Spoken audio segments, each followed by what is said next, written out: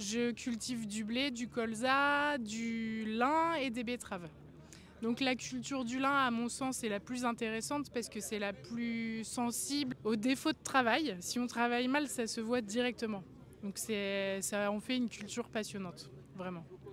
C'est quoi les particularités de la culture du lin?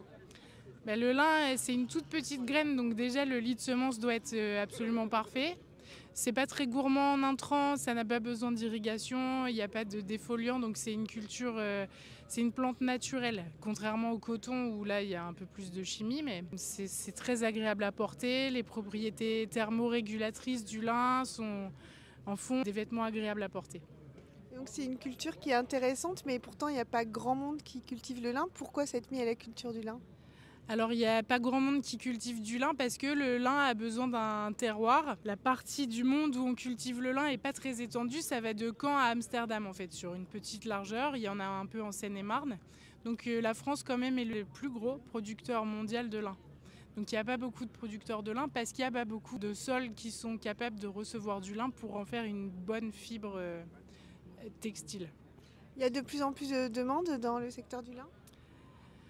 Alors le nombre d'hectares a quand même augmenté du fait de ses qualités écologiques, j'ai envie de dire. Le lin présente un vrai attrait pour les filateurs, pour les tisseurs. Et du coup, il faut qu'on tente d'augmenter la production mondiale, mais le terroir restant vraiment petit, il y a de plus en plus de liniculteurs. C'est une culture qui demande du matériel spécifique qui est assez onéreux. Et mon grand-père disait toujours, il faut être capable de rentrer ton lin en 3 jours. Si tu n'es pas capable de faire ça, n'en fais pas plus. Il y a eu beaucoup d'innovations dans le secteur du lin ces dernières années. Il y a beaucoup d'innovations dans l'agriculture en général. Les nouvelles technologies sont présentes aussi en agriculture. Pour le lin, comme c'est une culture plus sensible aux différences de sol, etc., le fait qu'on analyse de façon plus perfectionnée les sols nous fait avancer plus vite, par exemple. D'accord. Et une dernière question, à qui vous vendez votre lin? Alors le lin donc pousse chez moi, ensuite je le ramène juste derrière la coopérative de teillage où on extrait l'écorce de la fibre.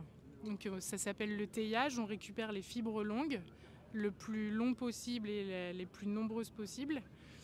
Durant le processus de teillage, on casse un peu de fibres, donc il y a des fibres courtes qu'on appelle les étoupes qui, elles, sont utilisées aussi, de même que l'écorce, les graines, tout est utilisé dans le lin. Les fibres longues, la filasse, part en filature. Donc à notre grand regret, mais bon, ça marche très bien quand même, les fibres partent en Asie principalement, pour 80 à 85%.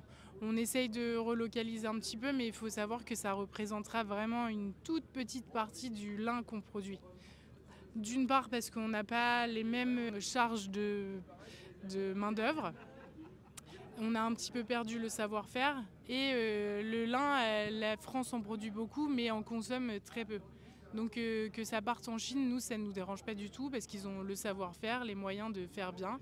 Et après, ils redistribuent à travers le monde entier.